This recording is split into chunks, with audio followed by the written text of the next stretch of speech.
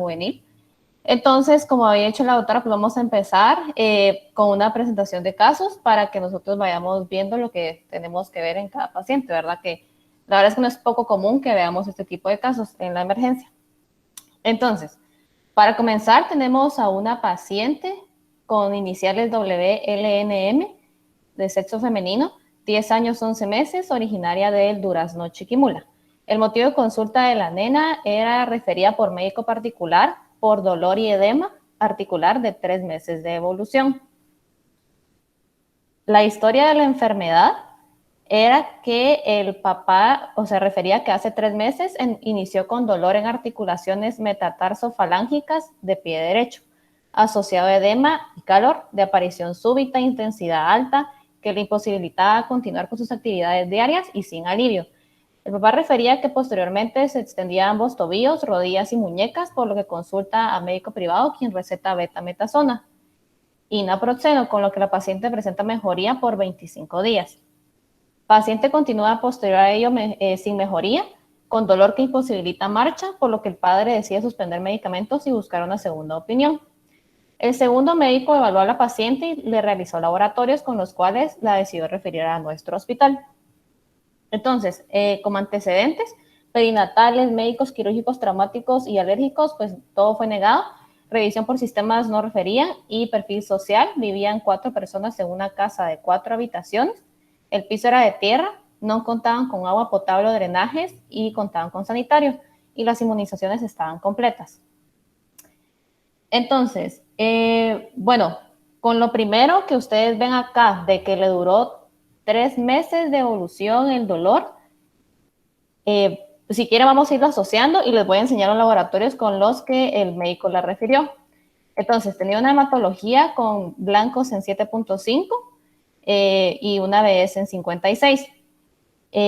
Pues creatinina y BUN están bien, un factor reumatoideo en 199, una PCR que está en 89.4, ANA negativa, ASO negativo, C3 en 140 y C4 en 6. Entonces, con estos laboratorios y con la historia, no sé si alguien me quisiera decir más o menos qué piensan al respecto o en qué lo orientarían por ahorita.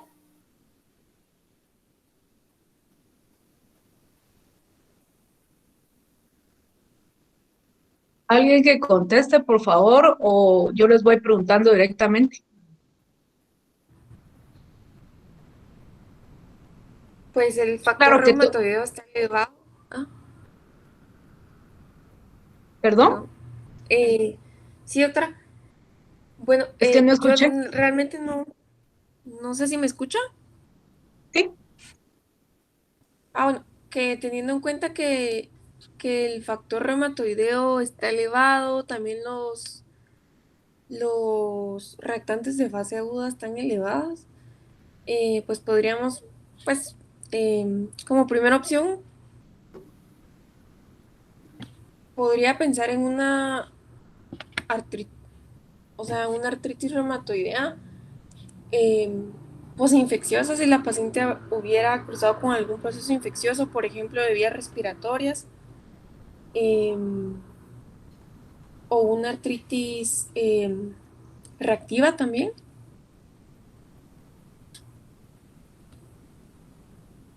Ok, no sé si alguien... Catherine. ¿Qué manda? No, no, sí, para que tú sigas Ok, Yo preguntando. creo que Ajá. también, ok, yo no sé perdón, si alguien por ahí se sabe los criterios de la artritis ya pues idiopática, como para que vayamos viendo si la nena entra o no con el diagnóstico. eso Hola, era lo buenas que iba a decir, que tardes. había que considerar historia de antes, porque pues tendría que ser antes de los 16 años, que persista por lo menos por más de 6 semanas y que no se tenga una etiología conocida, que creo que por el momento es, o sea, sí, sí entra la nena en todos los, o sea, sí cumple los criterios. Sí, porque Okay. tienen 3 meses. Tiene 3 meses y tiene pues 10 años la nena. Ok, entonces ya con eso Perdón, yo vamos solo a voy a ver. hacer, perdón, solo voy a hacer una última pregunta. ¿Y qué diagnósticos diferenciales piensan ustedes con la historia que dio, que está referida? Podría ser una infección o sea, por estrepto, que se complicó, que también les da como dolores articulares posteriormente, ¿verdad? O sea, una artritis reactiva, como había dicho, o una Rosario, artritis sí, posinfecciosa, como ha dicho Rosario. Ok. sí. ¿Alguien está de acuerdo en el diagnóstico que están diciendo aquí las compañeras, las doctoras? Pues si bien es una posibilidad, yo creo que la clínica y la historia no nos orienta a pensar en que fuera posinfecciosa, ¿Por qué? porque pues la nena ¿cómo se llama? No tiene historia de algún otro síntoma aparte de los articulares. ¿Y de qué otro síntoma más específica, Jacqueline? ¿De qué otro síntoma sería de buscarle, doctora? Sí, para pensar O, en una artritis reactiva. Como una amigdalitis podría ser también. Sí, exactamente. O sea, aquí, claro, se puede pensar en una artritis reactiva, pero primero aquí no hay ninguna historia de que hay algún proceso infeccioso. A eso quería llegar. Ajá. Uno lo puede llegar a pensar, pero también el tiempo de evolución, 3 meses es mucho tiempo para pensar en una artritis reactiva. Pero bueno, o sea, sí cabe dentro de la posibilidad, pero ya la excluimos por el tiempo de evolución y por todo lo demás. ¿Qué otro diagnóstico diferencial? Trauma, doctora. Ajá. Tumores óseos también y sinoviales. ¿Pero te parece la historia de un tumor óseo, Marta? No, doctora. Solo como mencionarlo como diagnóstico diferencial. Sí, Ah, ok, generalmente, pero diagnóstico diferencial de esta historia. ¿Les parece? Voy a ser más directa y quiero que me contesten una fiebre reumática. sí, podría ser una fiebre reumática por la clínica. ¿Están de acuerdo? ¿O nos puedes No decir, mencionas Catherine? Pero para hacer una feria romántica no tendría que ser migratorio. ¿Perdón? Tendría que ser. No tendría que ser migratorio. Es uno de los criterios, que una tiene que ser una artritis migratoria y pues no nos están diciendo que es una artritis migratoria. Ese es un. ¿Qué más? No sé si mencionó fiebre en la historia, doctora. No, no hay fiebre. Fiebre, ¿verdad? No, no hay No, no hay fiebre. fiebre. Ok. Entonces, bueno, la fiebre sería otra, ¿verdad? Otro de los criterios para fiebre reumática, lógicamente, no hay fiebre. ¿Qué más le excluiría si no están pensando en una fiebre reumática?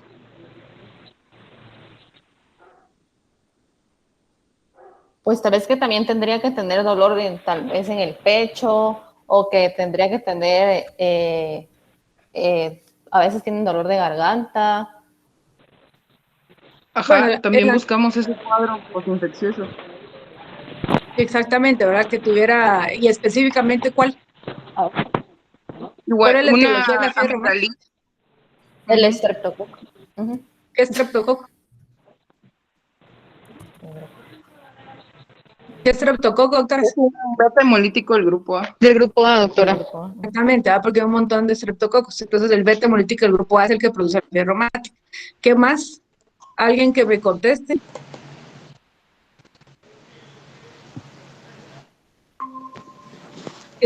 ¿Qué más podemos? Stephanie Alvarado.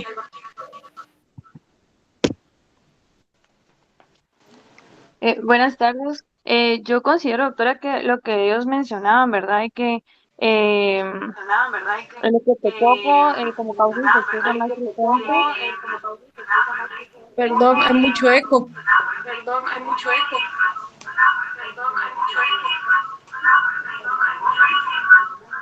Ay,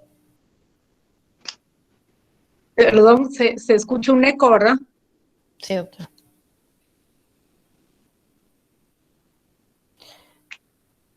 Pues tal vez podríamos ya hablar más de los criterios como de Jones, doctora, para que habláramos ya de fiebre reumática. Son los criterios de Jones, así para avanzar. Pues estarían los mayores y estarían los menores, que uno de los mayores que tiene la nena, por ejemplo, podría ser la poliartritis, pero también tendría que tener coria y carditis, y entre los menores sí tendríamos la fiebre, y pues ya veríamos, sí, pues tendríamos que ver también los valores elevados de BS y PCR, que eso también lo tiene la nena.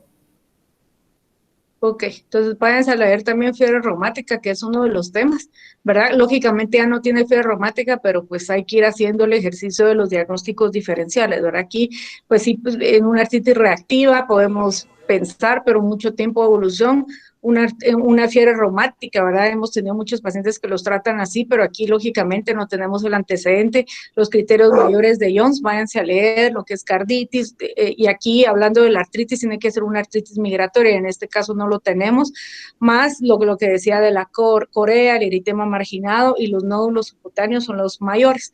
Entonces, váyanse a reforzar lo que es fiebre reumática y, lógicamente, lo que son diagnósticos diferenciales de lo que es artritis idiopática juvenil. Dejo a Catherine Franco para que termine su presentación, para no atrasar. Bueno, entonces ya para hablar del examen físico de esta nena, teníamos signos vitales con frecuencia cardíaca en 90, respiratoria en 20, temperatura 36.4, que es importante saberlo en este momento, presión arterial 98-60, pesaba 25.3 kilos con una talla de 101 centímetros. Músculo esquelético, pues la verdad es que en el dibujito intenté ver que se viera todas las articulaciones que estaban afectadas en la nena. En toda la nena tenía dolor, calor y edema, y tenía limitación de movimiento en los tobillos y en las articulaciones metacarpofalángicas y también en las muñecas. Entonces, bueno, vamos a ver ahorita las fotos reales de la nena. Estas son pues sus rodillas, esta su mano y sus pies y su codo. No sé si alguien me puede decir algo que les llame la atención en estas fotos.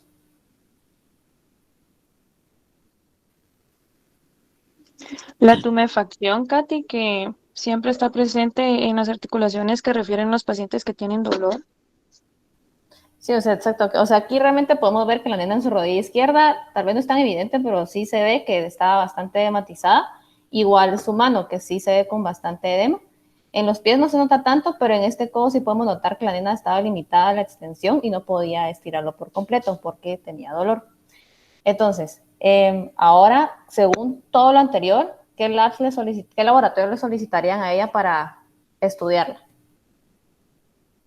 Ignorando los laboratorios que ya teníamos, ¿les pedirían los mismos? ¿Les pedirían más? ¿Qué les pedirían? Le pediríamos una hematología completa, más BS, porque hay que ver los reactantes de fase aguda, una PCR, también bueno, el factor reumatoideo, como estábamos, o sea, ya hablando propiamente de artritis idiopática juvenil, considero que eso sería lo principal que tendríamos que pedir por el momento. Y una química, ¿verdad? ¿Ok? ¿Y consideras que ya solo con eso lo puedes hacer diagnóstico o crees que puedes hacerle algo más para fortalecer tu diagnóstico o crees que hay algún laboratorio que te dé el diagnóstico? Podríamos solicitar un ANA. Sí, así. ¿Y por qué? ¿Qué es el ANA? Bueno, la verdad es de que en los pacientes con artritis, en oligoartritis o poliartritis, creo que en aquellos que son menores de 6 años, que tengan, no me acuerdo, creo que es 5 o 6 semanas, el ANA también, y un ANA positivo nos da como mayor especificidad, sensibilidad para la enfermedad. Pues bueno, ¿y qué más le pedirían? ¿ANA? ¿Y qué otro? Radiografía. Pero hablando de laboratorios. Ah, bueno, laboratorios. Un factor reumatoideo para clasificarlo. Ok. Bueno, estos son los laboratorios de la nena del hospital. Tenía unos blancos en 8.8, sus plaquetas en 599, BS en 71, creatinina y BUN estaban bien, un factor reumatoideo en 650, PCR en 3.07, un FANA en dilución 1 en 80, ASO en 6.1, C3 en 146.6, C4 en 22.4 y anti-CCP en 2135. No sé si alguien me puede decir por qué le hicieron anti-CCP.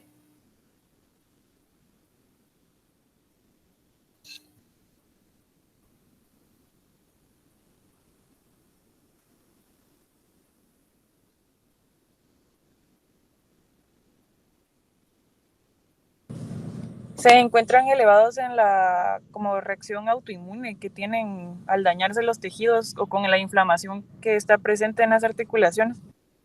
Exacto, eso es más o menos. Entonces, ¿ustedes consideran o creen que nosotros necesitamos hacerle ANA anti-CCP para tener el diagnóstico o lo podíamos tener sin eso?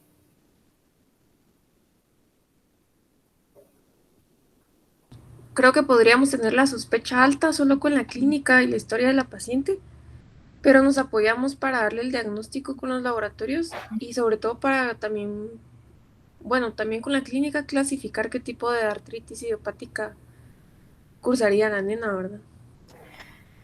Pues Porque, sí, o sea, ajá, ajá. el CCP y el ANA,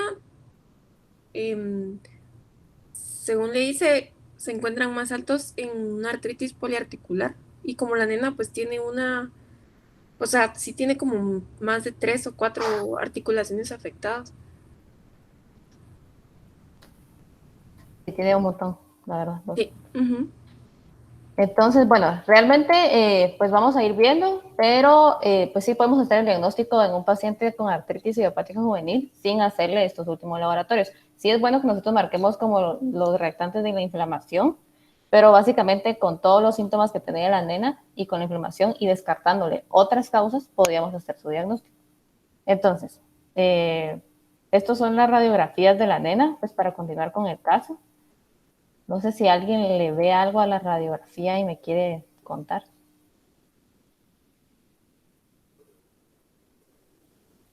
Yo veo que hay aumento del espacio articular, o sea, entre las articulaciones. Ok. ¿Alguien más? Que no sea Rosario. Las erosiones corticales creo que pueden observarse como en las eh, articulaciones de las falanges. Ok.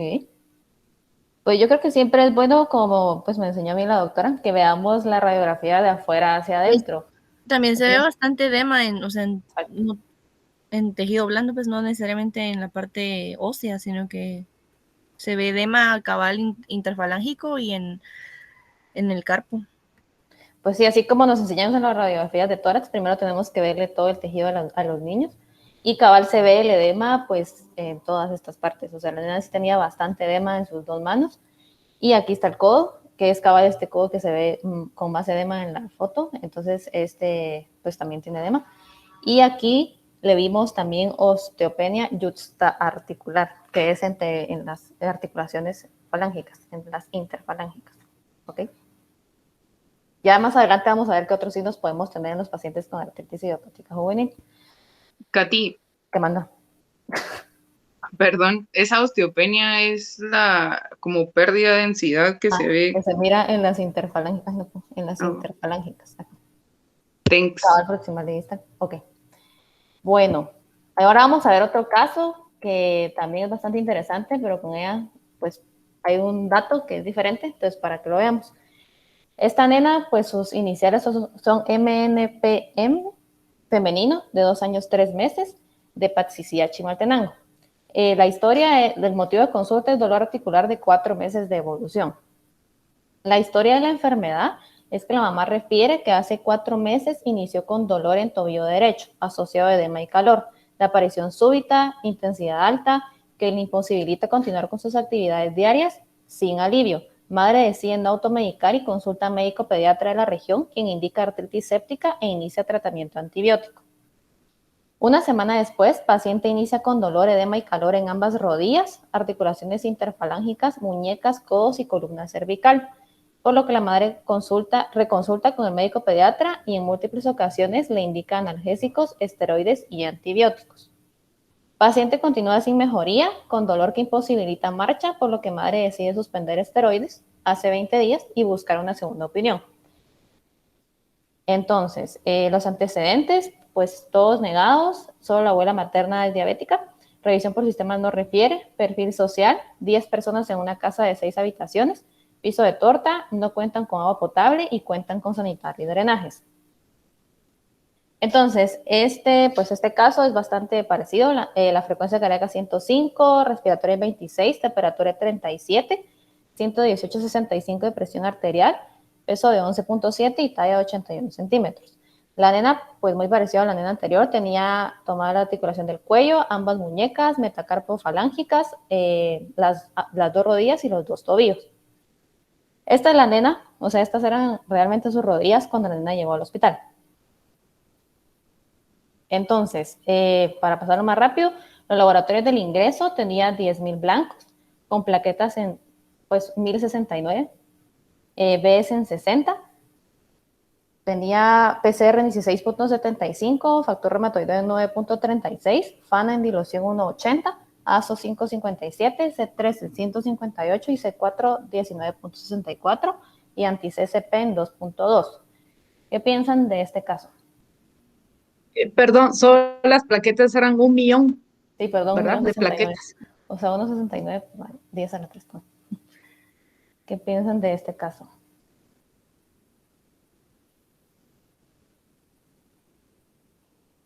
¿Y por qué para la doctora, o sea, por qué la doctora hizo énfasis en las plaquetas?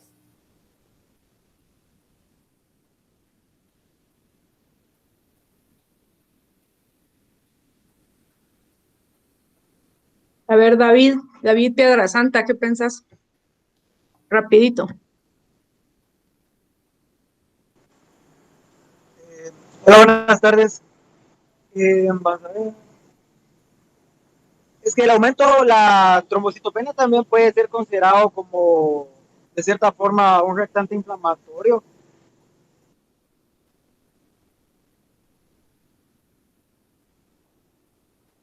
Pero no los orienta a algo más. O sea, nosotros cuando pensamos, miramos a un niño así, no podemos decir, de una vez es artritis. ¿Qué otro diagnóstico podríamos considerar si tenemos unas plaquetas así? Es que podría estar haciendo hemólisis, o sea, puede haber alguna, o sea, un CUMS positivo, como para un lupus podría ser. Más o menos. Bueno, pero específicamente hemólisis con 1 millón de plaquetas, una hemoglobina 6. Como diagnóstico diferencial, bueno, tampoco tenemos trombocitopenia.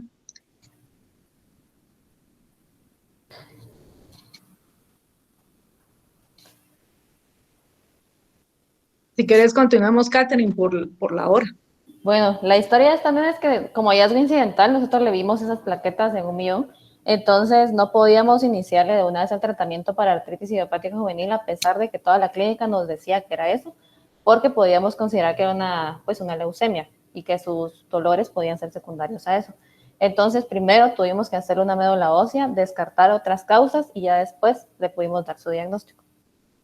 Eso es como, aparte de todo, también es importante que la nena tiene 2 años, 3 meses, o sea, está muy pequeña. Y perdón, Katy, ¿y esta niña sí tuvo fiebre, pérdida de peso y todos los síntomas B como para considerar algo como algo hemato-oncológico? Pues fíjate que no, pero como, o sea, no podíamos de una vez tratarla porque si de una vez le damos esteroides, solo íbamos a deprimir más su sistema inmunológico. Entonces, decidimos descartar todas las causas y consultamos con el doctor de hematología, el doctor Méndez, y él nos dijo que también consideraba que era necesario hacer el estudio para descartar. Eso quiere decir que antes había que ver que fuera una causa de una trombocitosis reactiva y después ya se podía dar el tratamiento. Entonces, eso era solo importante para ver que en todos los casos tenemos que primero descartar y después considerar, pues, también la artritis. Sí, solo un comentario, y claro que tú lo vas a decir en la clase, ¿verdad? Recordemos de que siempre uno de los criterios es descartar otra causa de artritis. La niña sí llevaba una clínica, es una niña muy pequeña de 2 años, llevaba artritis. Recordemos que ustedes tienen que ir a leer todos los diagnósticos diferenciales de artritis idiopática juvenil. ¿Verdad? Dentro de todos estos ya mencionaron algunos de procesos linfoproliferativos, artritis reactiva, vía reumática, traumas, enfermedades hematológicas, o sea, hay un sinfín de diagnósticos diferenciales. Entonces, en esta niña con anemia, con 1 millón de plaquetas, ella iba de fuera con 800,000 plaquetas también y con anemia, no llevaba anemia hemolítica, pero sí teníamos la obligación de descartar, lógicamente, lo que era un proceso linfoproliferativo. Claro, las plaquetas se toman como en respuesta a la trombocitosis, como ya habían mencionado algunos doctores, pero con 1 millón de plaquetas más un cuadro de artritis, pues no nos podemos quedar con que solo es un proceso reactivo, ¿verdad? Entonces, en este caso sí se solicitó la médula ósea para descartar que no fuera algo linfoproliferativo y pues en este caso fue negativo y pues ya se trató como tal, ¿verdad? Entonces ya hemos tenido casos con procesos linfoproliferativos de artritis, ¿verdad? Y más o menos con estos laboratorios, entonces siempre es claro, siempre ver la clínica, ver la hematología de HL, otros componentes, pero para que no lo dejemos pasar, ¿verdad? De que en algunas ocasiones sí debemos siempre de estar seguros antes de hacer un diagnóstico e iniciar tratamiento. Dejo a Catherine. Ok, gracias, doctora. Bueno, ahora sí vamos a entrar al tema. Entonces, hoy vamos a hablar de artritis idiopática juvenil. Es considerada la enfermedad reumatológica más común y tiene el potencial de causar morbilidad a largo plazo. Es un grupo heterogéneo de trastornos inflamatorios. Lo que habíamos hablado incluso de que la clasificación de la artritis idiopática está destinada para uso en investigación y no en sí para un criterio diagnóstico. Como epidemiología, no sé si alguien me puede decir cuál es el tipo más frecuente, pues el subtipo más frecuente de artritis idiopática juvenil. ¿La sistémica? No. ¿El oligoarticular? Sí, muy bien. Bueno, entonces epidemiología, la oligoartritis es el 50% de los casos, 50 a 80% de los casos. Es la afección, pues la artritis idiopática juvenil, la afección musculoesquelética autoinmune y pediátrica más común. La incidencia exacta, pues no es conocida por falta de tantos estudios, ¿verdad? O sea, de reportar el estudio. Hay 2 a 20 casos por 100.000 niños. La edad de inicio difiere entre subtipos, con una edad de 4 años en oligoartritis, 11 años en la entesitis relacionada a artritis y 12 años en poliartritis. Existen diferencias étnicas, con menos casos en afroamericanos y más en indios y caucásicos. Y la enfermedad afecta comúnmente más al sexo femenino. Entonces, los criterios diagnósticos ya me los había dicho Jackie, que son cabal paciente menor de 16 años, con una artritis persistente, o sea, más de 6 semanas en una o más articulaciones y exclusión de otras causas de artritis, que esto es muy importante porque de verdad hay muchos criterios pues, diagnósticos diferenciales. Entonces, antes existía la EULAR y la ACR como criterios, habían hecho sus sus criterios para artritis juvenil crónica y criterios para artritis reumatoidea juvenil. En 1995, la artritis idiopática juvenil, o sea, el término suplantó a estos 2 términos, y desde el 97, pues ya se usan los criterios de EULAR. Entonces, esto ya es de artritis idiopática juvenil, que ya sabemos los criterios, o sea, los 3 criterios, y lo divide en sistémica, oligoartritis persistente y extendida, poliartritis con factor reumatoide negativo, poliartritis con factor reumatoide positivo, artritis psoriásica, artritis relacionada a entesitis y artritis indiferenciada, que son el 10% de casos que no aplican en ninguna categoría o aplican en más de una. Entonces, hablando de fisiopatología y etiología, no se han observado patrones de herencia compatibles con la herencia mendeliana. Los múltiples loci de HLA están asociados con el desarrollo de artritis idiopática juvenil y se cree que la aparición de artritis idiopática juvenil y su fenotipo está determinada por rasgos genéticos, complejos con interacción genética entre el antígeno leucocitario humano y los alelos que predisponen a los no HLA. Entonces, no sé si alguien me puede decir, pues 2 etiologías, o sea, pueden haber etiologías infecciosas, entonces no sé si alguien me puede decir 2 tipos de infecciones que podrían darnos una artritis idiopática juvenil. Pues agentes, más bien. Rubiola, sarampión, Epstein-Barr. Muy bien, entonces los factores ambientales que nos podrían predisponer o dar artritis idiopática juvenil están infecciones y uso de antibióticos. Entre las infecciones está rubiola, clamidia, micoplasma, Epstein-Barr, influenza A, y E. coli. Y el uso de antibióticos, se postula que el microbioma intestinal hay una subsiguiente desregulación autoinmune luego de que sea el cambio de microbioma. Entonces, ¿Qué pasa en la artritis idiopática juvenil? Hay un aumento en la activación de los fagocitos, aumento de las citocinas proinflamatorias, hay un aumento al final de IL-6, IL-1 y factor de necrosis tumoral alfa. Entonces, lo que va a reclutar para que te dé artritis hay factores vasculares, citocinas y moléculas de adhesión. Lo que va a ocasionar en las articulaciones es una hipertrofia e hiperplasia en la capa sinovial. El tejido sinovial se va a tornar hiperémico, edematoso, con infiltración de los linfocitos B y T, células plasmáticas y macrófagos. Y los monocitos sinoviales y macrófagos tisulares van a producir más citocinas y quimiosinas que van a contribuir al daño local. Entonces, ya para hablar de manifestaciones clínicas, primero vamos a ver cómo se da la serie de eventos. Hay una acumulación de líquido sinovial y engrosamiento sinovial. Luego hay una inflamación articular, estiramiento de los ligamentos y tendones, activan los osteoclastos, degradación del colágeno y proteoglucanos, deformidades de las articulaciones y al final hay desmineralización y erosión ósea, que eso es ya lo que miramos nosotros en la radiografía. Entonces ahorita, no sé si alguien me puede decir lo que diferencia al subtipo sistémico de los demás subtipos de artritis idiopática juvenil. Pregunto yo directamente, Johanna Takam, puedes contestar.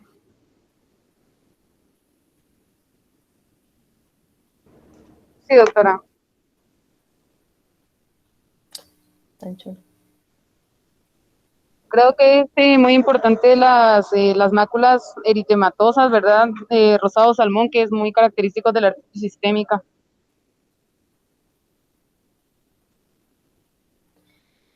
Pues, ok. Yo creo que más importante es que tenemos que decir que en ese tipo de artritis idiopática juvenil hay fiebre, hay un pico febril mayor a 39 grados centígrados durante al menos 2 semanas y tiene que estar acompañado de un rash evanescente, hepatomegalia o esplenomegalia, linfadenopatía y serositis. Para hablar de edades, da más a niños de unos 5 años.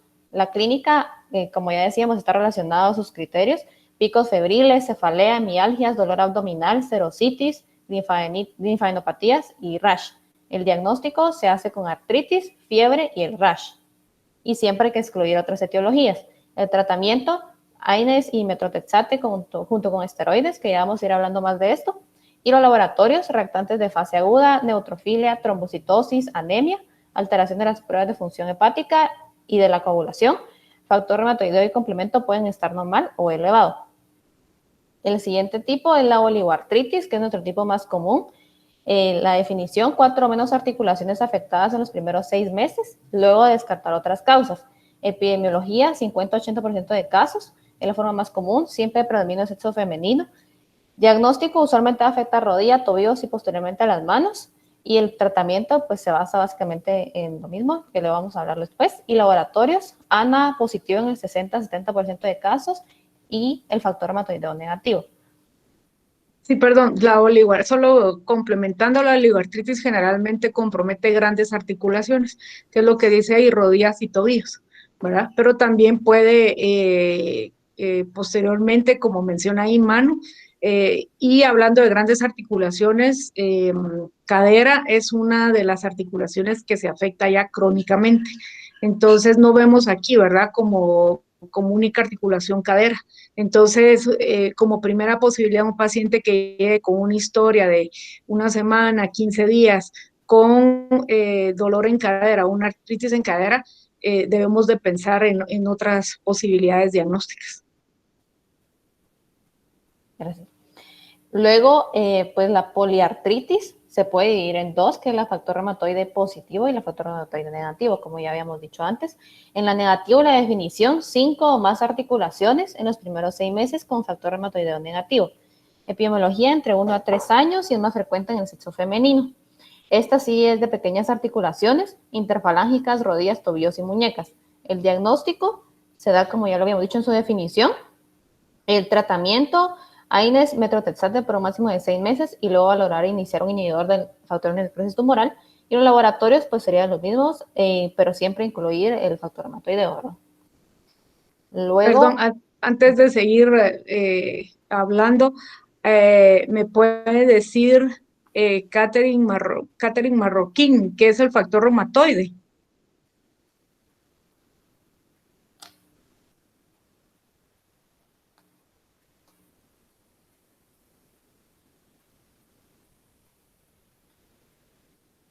Doctora,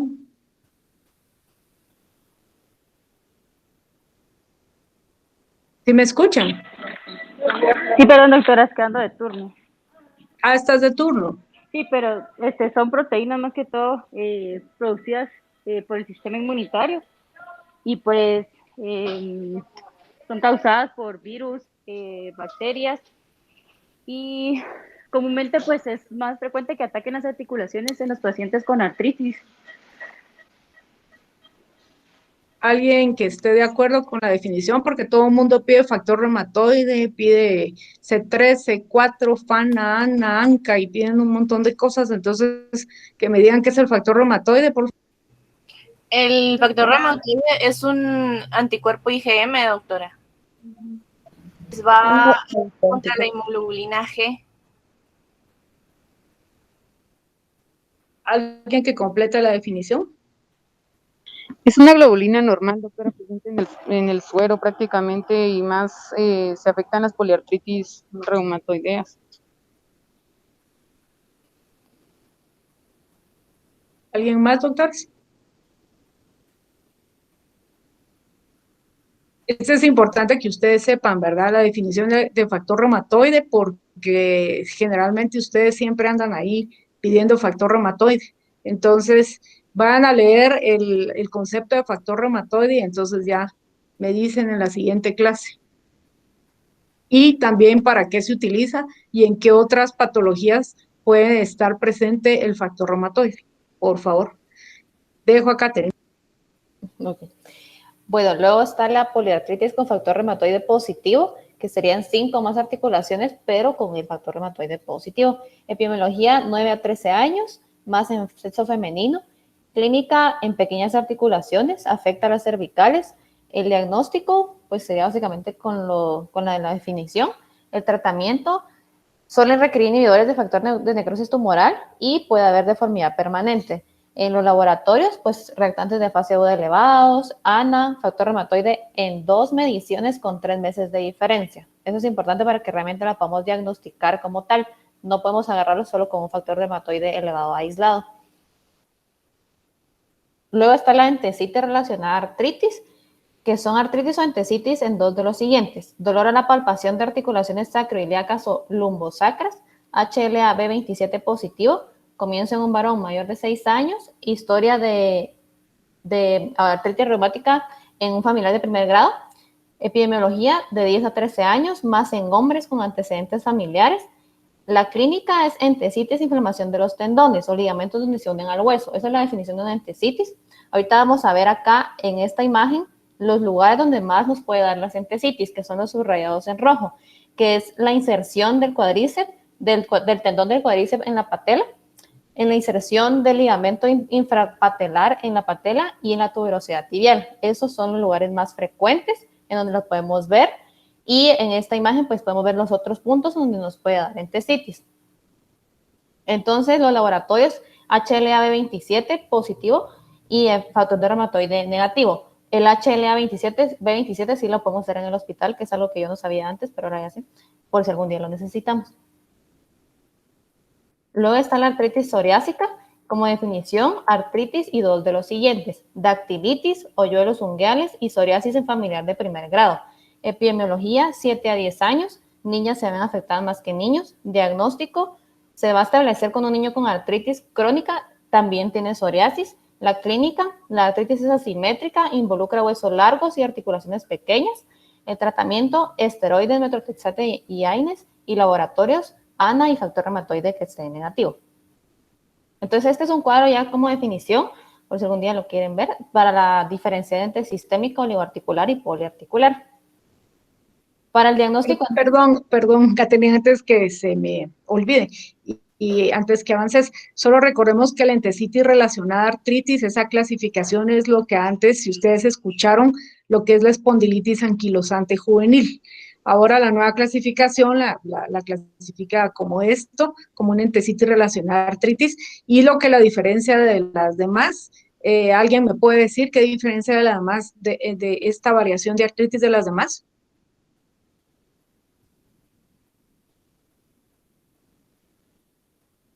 Si leyeron. En los otros tipos de artritis se descarta... Ay, perdón. Dale. No, dale. Yo Se leí, pelean aquí las doctoras por contestar. A ver. lo que vi de los otros tipos de artritis es que los criterios de exclusión es que tengan un HLV27 positivo. Entonces este es el único que lo tiene positivo. Yo no me Sí, acordaba esa es una característica. Ajá, sí, Alejandra. Yo solo iba a decir que tenía un anticuerpo más, pero no me acordaba del nombre. Sí, es que es el HLA27, pero clínicamente. La entesitis, doctora, que no se ve en los otros tipos de... ¿Se puede presentar uveitis, doctora? Recordemos de que la oligoarticular y esta pueden presentar uveitis también, Stephanie, y generalmente pues igual en menor, digamos en menor frecuencia también la poliartritis. Entonces no es una diferencia. ¿Qué otra cosa? Y ahí lo estamos viendo. O sea, que afecta la zona de inserción, no directamente la articulación, sino la zona de inserción en el hueso, donde se inserta el tendón, el músculo y los ligamentos. Claro, sí, eso es, ¿verdad? Tienen entesitis, pero algo más. Los antecedentes familiares. No, claro, también, bueno, sí, antecedentes familiares, pero clínicamente, así como para ir avanzando, recordemos de que esto, si era, estamos hablando de En que varones. antes, uno que se da más en varones, pero la otra es de que clínicamente esto va a afectar a lo que es el esqueleto axial, es decir, columnas y sacroiliacas, por eso les digo yo que ahí se mira, o sea, ahí donde dice la definición lo está diciendo, ¿verdad? Entonces, esto es algo muy importante en la clínica de un paciente que no hemos visto paciente con entesitis relacionada a artritis, pero sí afecta lo que es columna y lo que son sacroiliacas, que es diferente a lo que es la poliarticular, oligoarticular y la sistémica. Y lo otro que ustedes dijeron que se da más en varones, ¿verdad? Lógicamente la entesitis, claro, también se da uveitis, pero recordemos que la uveitis da en las demás, es una manifestación extraarticular de la artritis, ¿verdad? Pero esto es lo importante de esto, y esa es la variación de las demás clasificaciones. Okay. Bueno, entonces ya para el diagnóstico, pues hay que basarnos bastante en el examen físico, con énfasis obviamente en aparato musculoesquelético, la serología, ANA, factor reumatoideo, HLA-B27, solo para artritis idiopática juvenil, y también pues el anti-CCP. Los laboratorios, no existe algún examen confirmatorio. La BS, PCR y leucocitosis solo nos van a ayudar para ver la inflamación, y también nos ayudan también para ver la eficacia de los medicamentos. Como los hallazgos radiográficos, hay hipertrofia sinovial, estrechamiento de espacio articular, erosiones, anquilosis y acortamiento en articulaciones interfalángicas y subluxación atlantoaxial. Aquí les pongo unas imágenes para que las vayamos viendo. Estas serían las erosiones. Aquí estaríamos viendo la anquilosis. Y esta es la subluxación. La verdad está un poco difícil de ver. Y aquí están también las erosiones. Bueno, ya para entrar en tratamiento, pues los objetivos de tratamiento en una artritis es inducir la remisión, controlar el dolor, mantener un crecimiento normal, porque sabemos que son niños y tienen que seguir creciendo, prevenir el daño articular, mejorar la función articular y el crecimiento, y manejar las complicaciones sistémicas. Entonces, lo vamos a basar en antiinflamatorios no esteroideos, en esteroides, fármacos modificadores de la enfermedad y agentes biológicos. Entre los antiinflamatorios no esteroideos, pues es la primera línea para controlar el dolor. Están utilizados para síntomas no discapacitantes como fiebre, erupción cutánea, artritis leve o moderada. Disminuyen el dolor, rigidez e inflamación a corto plazo y no alteran el curso de la enfermedad. No sé si alguien me pueden dar algunos ejemplos de AINES que le podemos dar a los pacientes. Y sus dosis, si se las saben, por favor. El ibuprofeno, que es el que, pues sí, podemos empezar 10 miligramos kilo dosis, es el tratamiento que empezamos. Ok. Otro que damos bastante en la COEX, no sé si alguien que ya pasó me lo puede decir. Naproxeno. Ok. El naproxeno.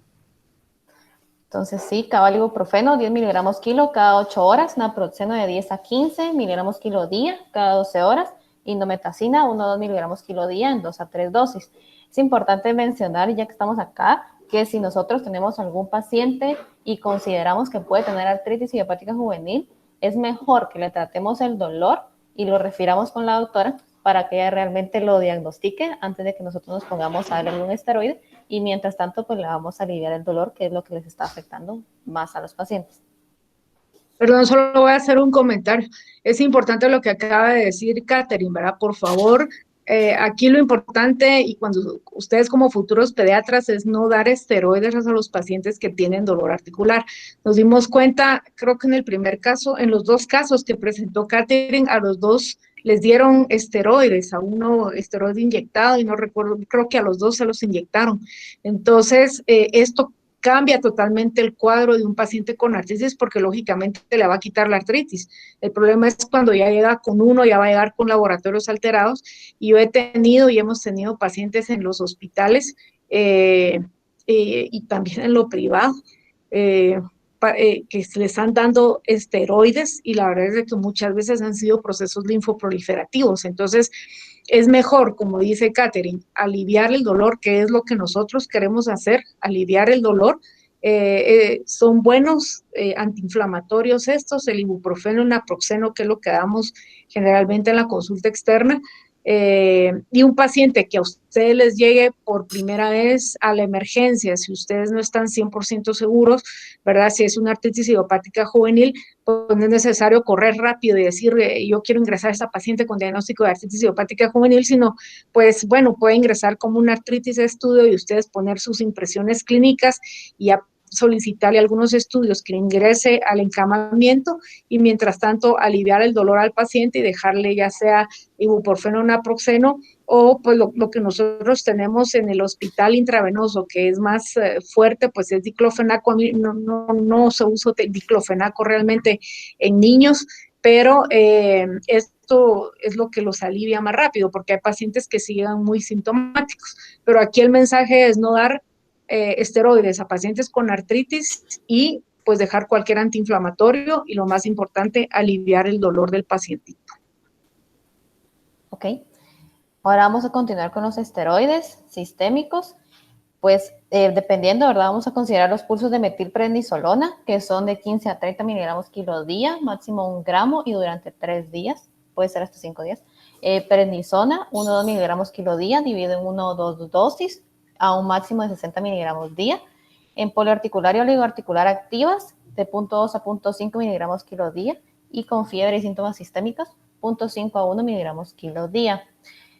Pues es importante que sepamos que los esteroides tienen bastantes efectos adversos. No sé si alguien me puede decir unos 3 o 4 efectos adversos.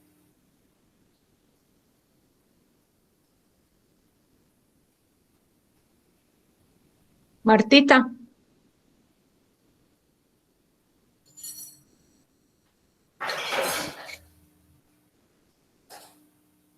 Aumento de peso. ¿Alguien más?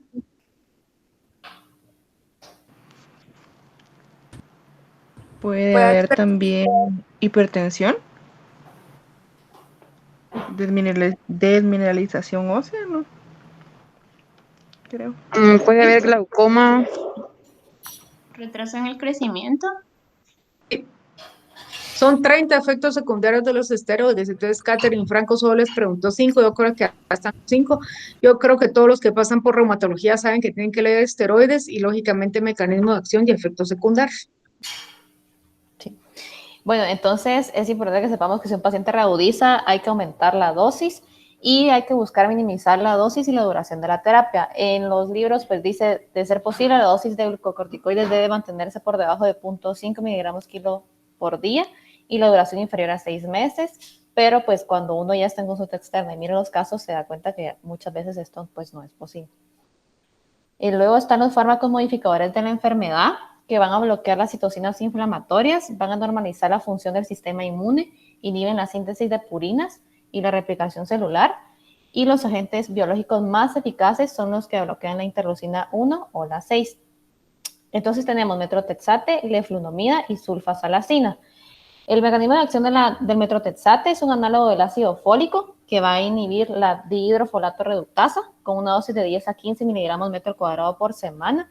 Leflunomida inhibe la enzima mitocondrial dihidroforato deshidrogenasa, inhibiendo la síntesis de pirimidina, así miligramos PO durante 3 días, y sulfasalacina, análogo del ácido 5-aminosalicílico, de 43 a 48 miligramos. Nosotros, pues, en nuestro hospital usamos el metrotexate.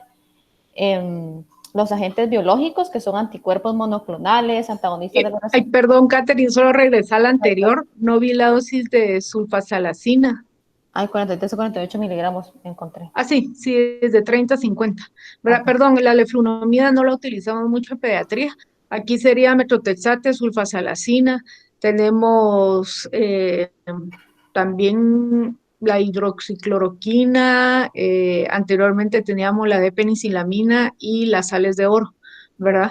Pero nosotros no utilizamos mucho en pediatría leflunomida. Y de primera línea, el metrotexate siempre. Okay. Entre los agentes biológicos, pues hay anticuerpos monoclonales antagonistas de los receptores o receptores solubles de citocinas, que se van a dirigir a proteínas específicas involucradas en la cascada inflamatoria, que es lo que queremos parar en ese momento. Entonces, hay inhibidores de factores de necrosis tumoral alfa, como el etanercept, que son el Enbrel para nosotros, adalimumab e infliximab.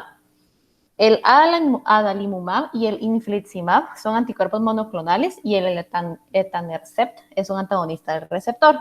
La dosis del etanercept es 0.8 miligramos kilo, máximo 25 miligramos, que se puede dar una vez a la semana o una vez cada 2 semanas. A veces también pueden utilizarse 0.4 miligramos por kilo 2 veces por semana. Y del adalimumab son 40 miligramos cada 2 semanas.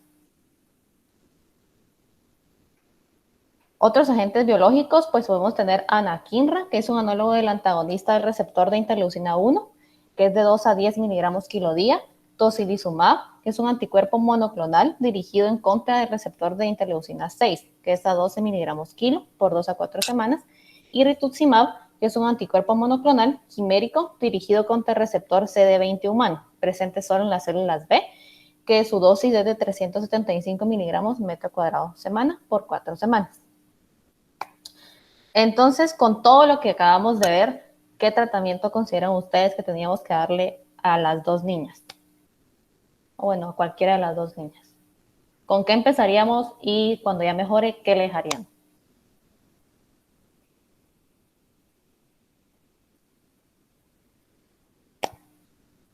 Empezaríamos con esteroide por el cuadro agudo, como habías mencionado. ¿Pero le pondrías un pulso o le pondrías así esteroide con oral? No, iniciaríamos con un pulso de metilprednisolona. Ok, ¿y en cuándo consideras que ya podés cambiarle a esteroide, no sé, oral, y ya se puede ir a su casa?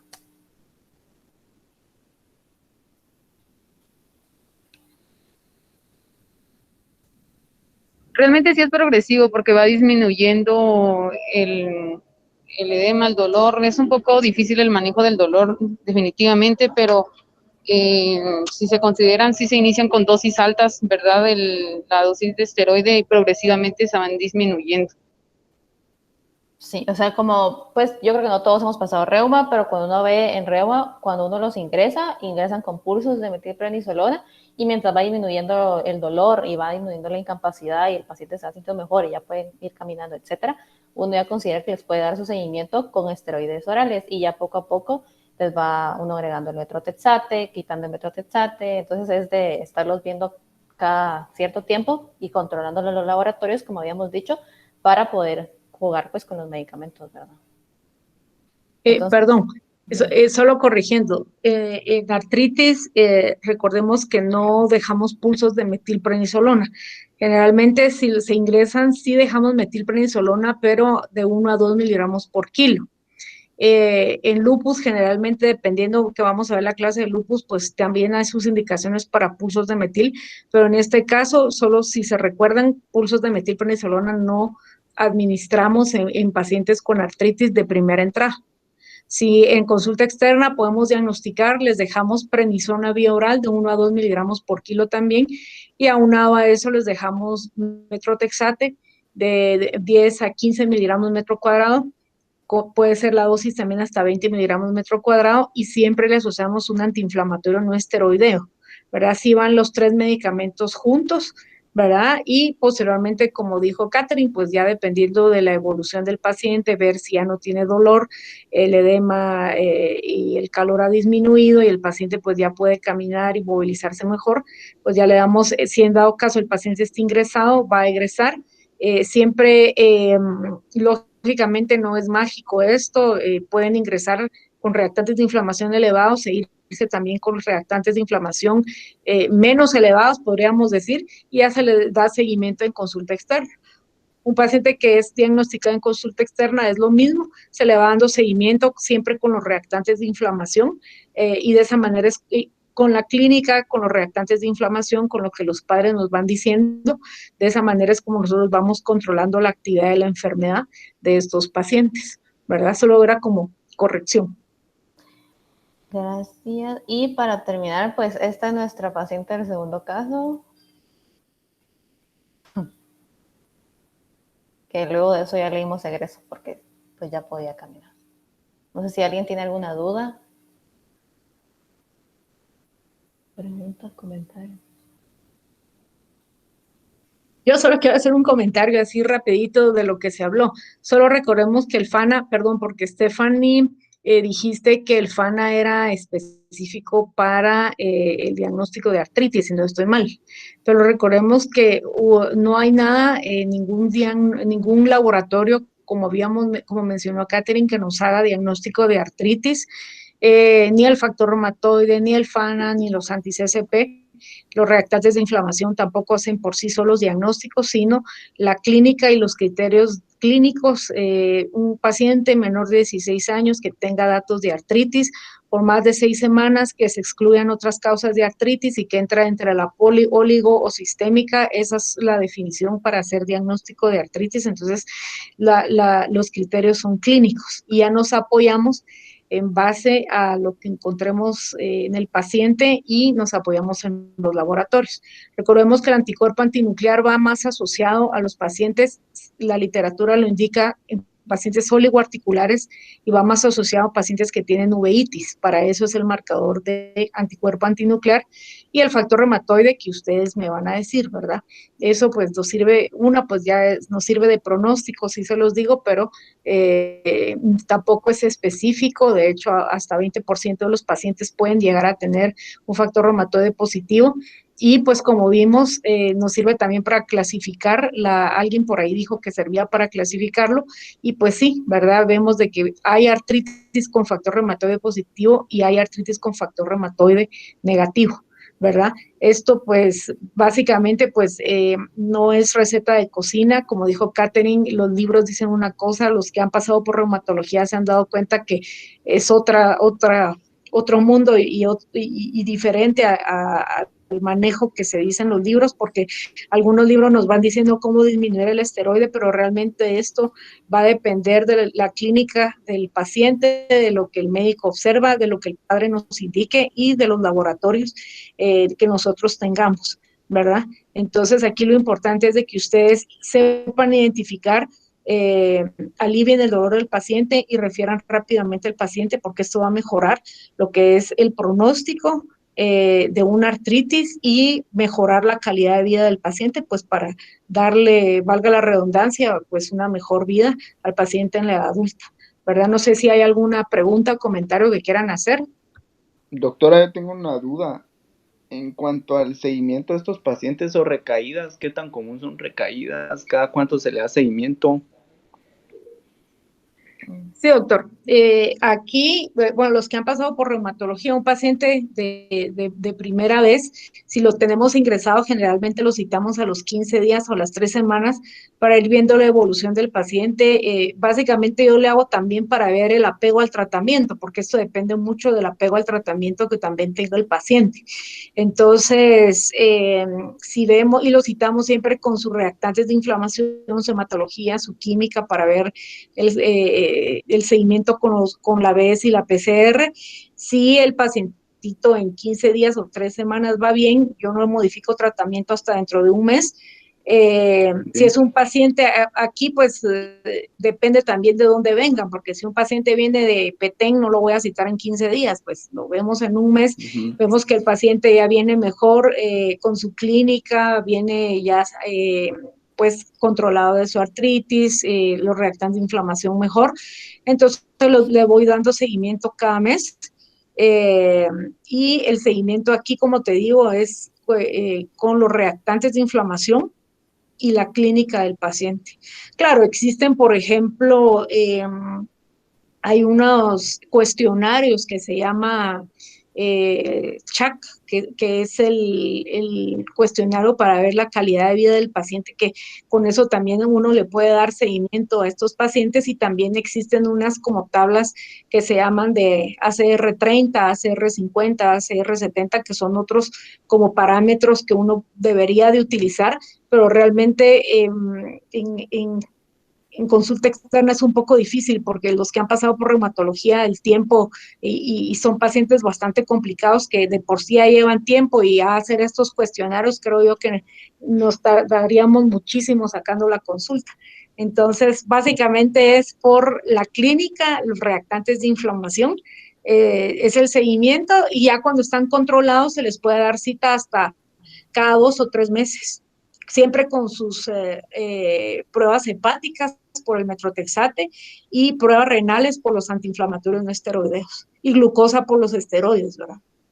¿Y estos pacientes alguna vez dejan de ser pacientes de reumatología, o en la edad adulta todavía también deben tener seguimiento? Sí, deben de tener seguimiento, doctor, porque muchos pacientes entran en remisión. Se habla de remisión con tratamiento, ¿verdad?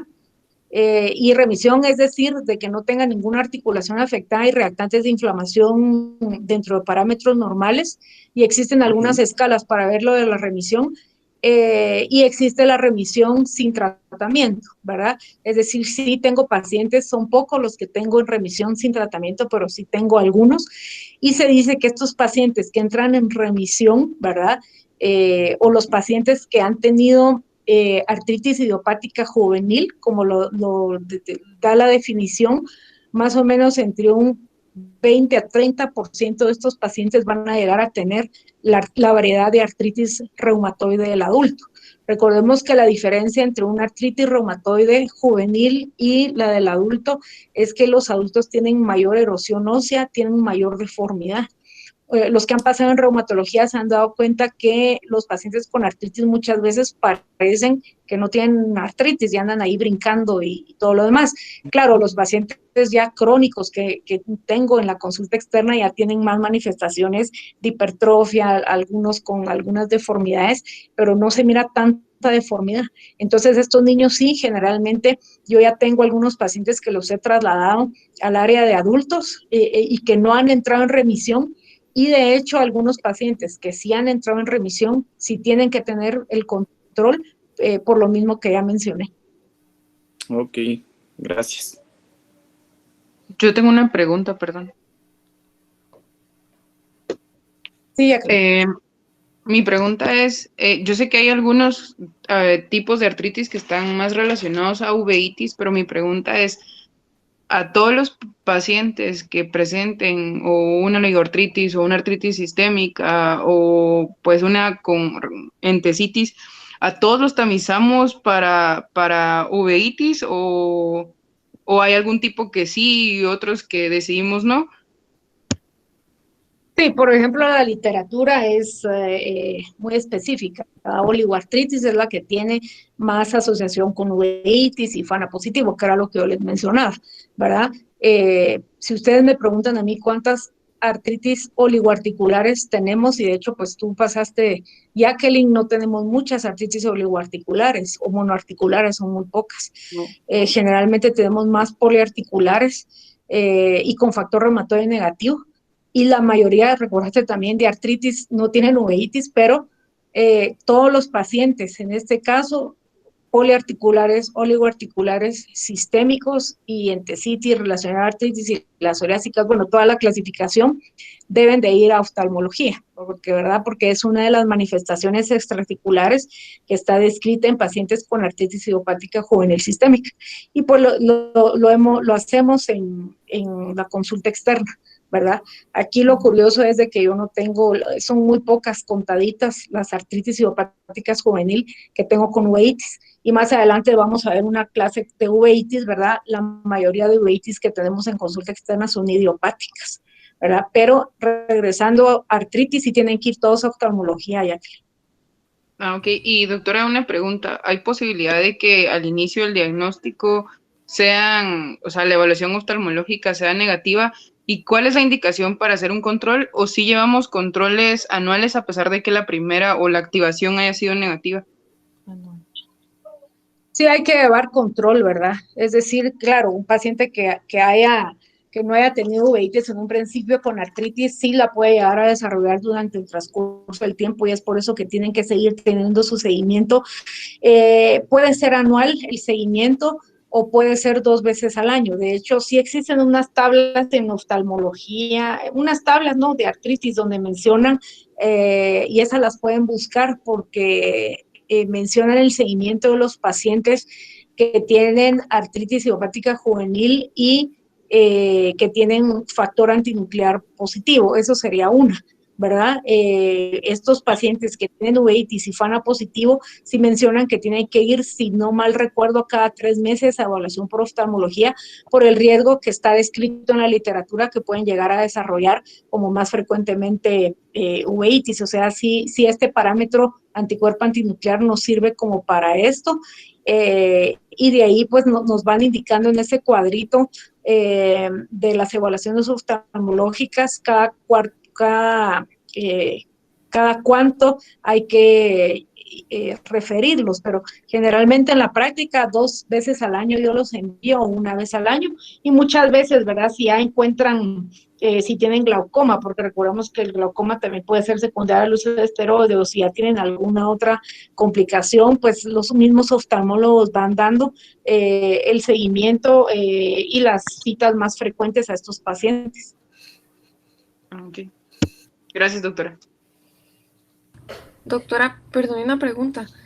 Yo leí que una de las complicaciones más comunes es la uveitis, pero aparte de referirlos con el oftalmólogo para una evaluación general, ¿hay algún otro especialista al que tengamos que referir a un paciente que tenga artritis idiopática juvenil?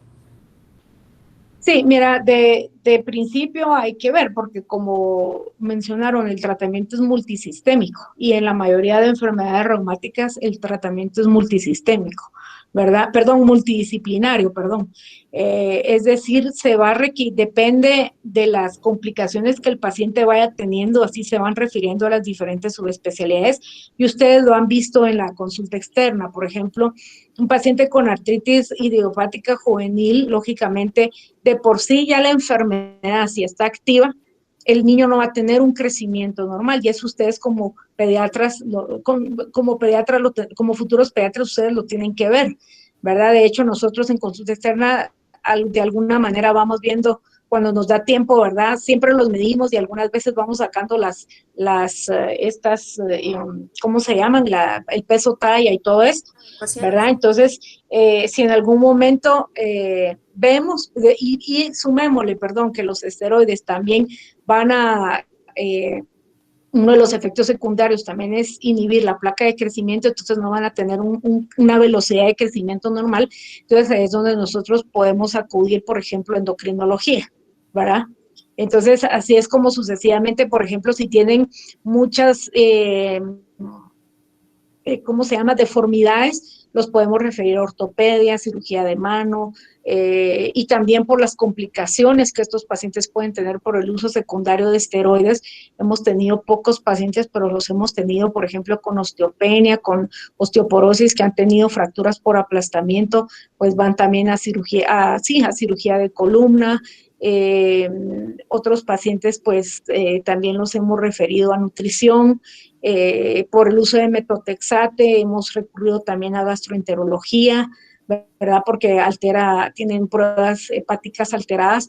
Entonces, sí, conforme va pasando el tiempo, nosotros sí tenemos que ir refiriendo a las diferentes subespecialidades para darle un tratamiento multidisciplinario y ofrecerle lo mejor al paciente. Por lo mismo que decimos, lo que queremos es que en la edad adulta ellos tengan una buena calidad de vida y que ellos logren hacer sus cosas por sí solos. Entonces, sí es importante que ustedes detecten y que los envíen a las diferentes especialidades.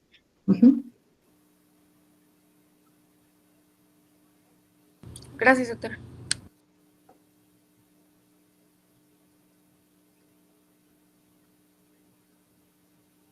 ¿Alguien más tiene alguna pregunta? O Catherine, no sé si querés decir algo al final, si nadie más tiene alguna pregunta o comentario, no sé.